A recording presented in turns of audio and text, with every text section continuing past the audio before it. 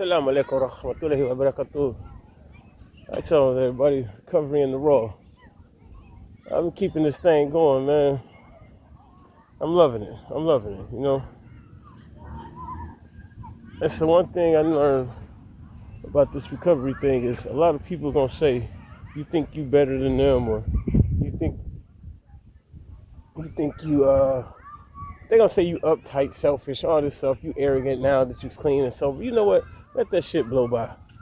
Fuck them. And that's why I call this recovery in the world, because I'm gonna say it how I wanna say it. And that's just all it is. Because people gonna get jealous of you doing what you doing when you was getting high. When you was getting high, all they did was talk crazy about you. All they did was talk shit about you all day long. He this, that, he a bum, he this, he robbed people, he ripped people off. And then when you get clean and sober, it's the same thing. Now it's you think so either way it go, they gonna talk crazy. Either way it go, they gonna talk crazy. Focus on you and what you gotta do.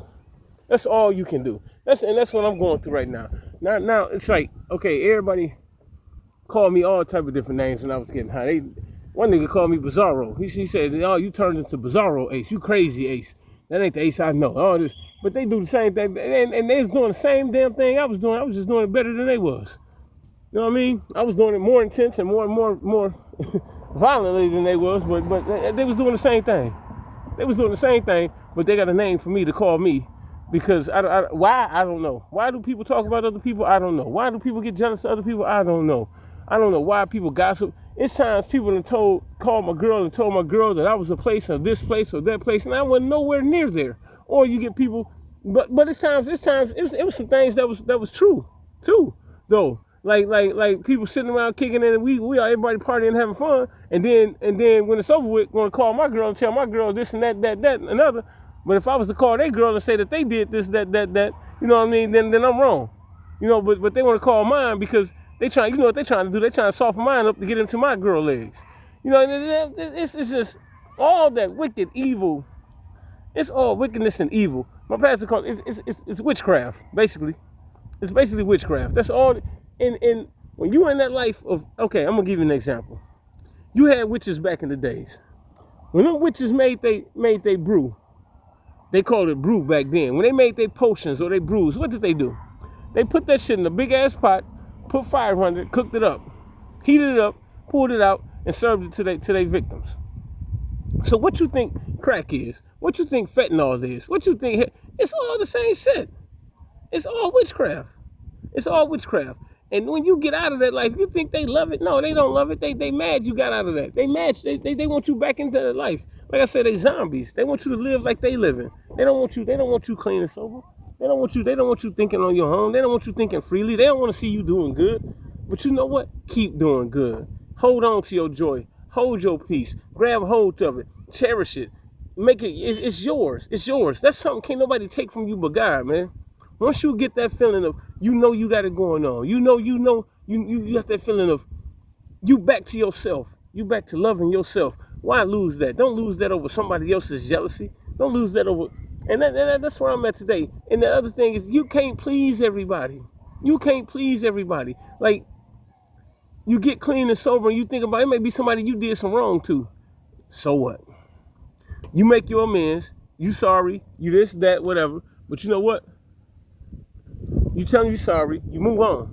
If they don't accept the apology, whether they accept it or not, you only can do what you can do, man. You don't go kissing nobody's ass trying to make up and make amends just because the 12 steps said so. Now you going harder and you going more extreme to try to make amends to somebody who really don't even, it don't matter if you make amends to them or not. Whatever you did to them, they probably doing it to somebody else. You know, and I got a messed up situation happen this weekend. I got a son. His mama died 2 years ago on Valentine's Day. He's 18 now, just graduated high school. When my son was born, man, that was the light of my eyes. I had him and my daughter together. Man, it was a beautiful thing. You know, his mom, she had issues, I had issues. You know, we didn't see eye to eye. We got into it a lot, and and my addiction tore it up. My addiction made it worse, though. She had addiction, I had addiction. Mine made it worse, being honest.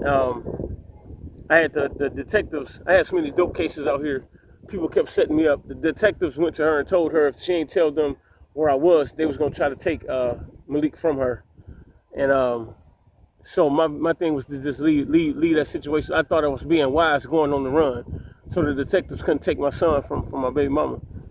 So I went on the run, and that's how all this stuff happened down in Oklahoma, where I got the robbery charge, ended up going to prison in Oklahoma, and all the chaos and drama and bullshit. But I left when he was 1.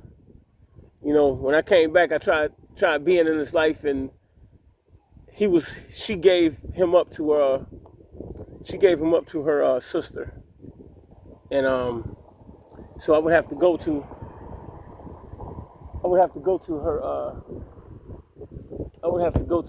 her sister to get my son, and it was all lies. Like, I used to ask to get my son, and I was told that, oh, Aaron, you can't spend the night. He can't spend the night with you. He can't do this. He doesn't even spend the night with Kim. We don't even let him stay by Kim. And come to find out, all this was lies. This the whole time I've been lied to, you know. And I wanted to be with my son. I wanted to have my son as much as possible. But I was told I needed supervised visits. He couldn't spend the night with me. They told me he was afraid of me. I thought about me staying out the way a little bit, you know, and waiting until he was 18. It would make things better, but it made it worse. I saw my son yesterday. I was donating plasma, and my son walked in. I knew it was my son. I know my son. I seen him right away. And I called his phone to see if he picked his phone up. He pulled his phone out of his pocket, hung it up. Okay, so I knew it was him. After I got done donating, I went over to hit the chair where he was donating. I said, "Hey man, why you didn't answer the phone?" He said, "Because I don't have to. I'm not obligated to." I said, "Okay, oh wow." I said, "What, you don't want to talk to me no more?" He said, "No." So I said, "All right, then cool, bet." I walked away. Now, back in the days, that would have been a great excuse to go get high. I would have had an excuse for my PO. I would have had an excuse for drug court, for all that. Hey man, I saw my son. He broke my heart. I got high. I couldn't take it. I hope y'all understand that, because a regular addict would do that. And most POs or somebody, they would probably try to understand that and work with you. Oh, that's a trauma situation. That's bullshit. That's bullshit. I had no reason to get high yesterday, so I didn't get high. Even if my son broke my heart or did whatever, that doesn't make no excuse to go get high. So I didn't, and I made it through. And do it hurt that my son don't want to see me anymore? He don't want to talk to me no more? You damn right it do. Ain't no telling what lies they done told this boy about me, or what they done said about me to him. I ain't get a chance to explain or do nothing. But God, this is where my trust in God come in. If God want me and my son to have a relationship, He'll make it happen. He'll make it happen. Does it hurt? Somewhere down in there, yes, it does hurt. But you know what? I laid my bed. I did that. I did that. You know, there's better decisions I could have made.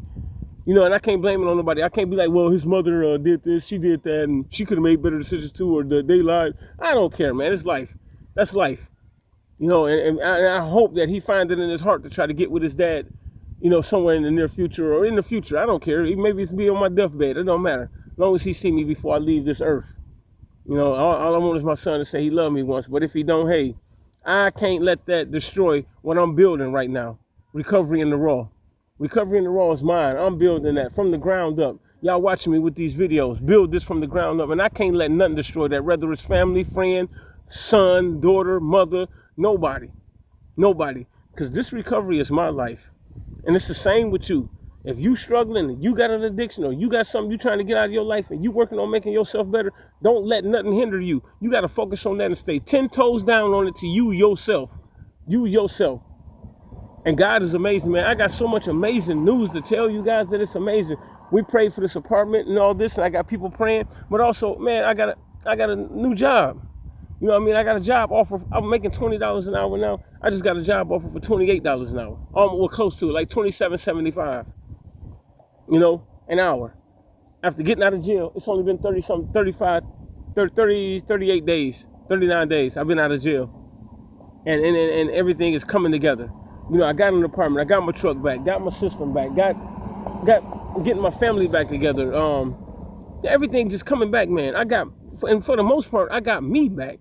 I feel like I got me back. My family coming back around. My family, you know, like people that used to look up to me, they calling me again. They checking on me, you know. And I dropped my self-esteem feeling that, hey man, I was getting high, man, I relapsed. I can't be, because I love looking out. I love like the mentorship when I'm doing good. I love getting people that used to be gangbanging or dope dealing. I love getting them out the streets, man, and talking to them and showing them different ways and getting them jobs. That was what I was doing before I relapsed.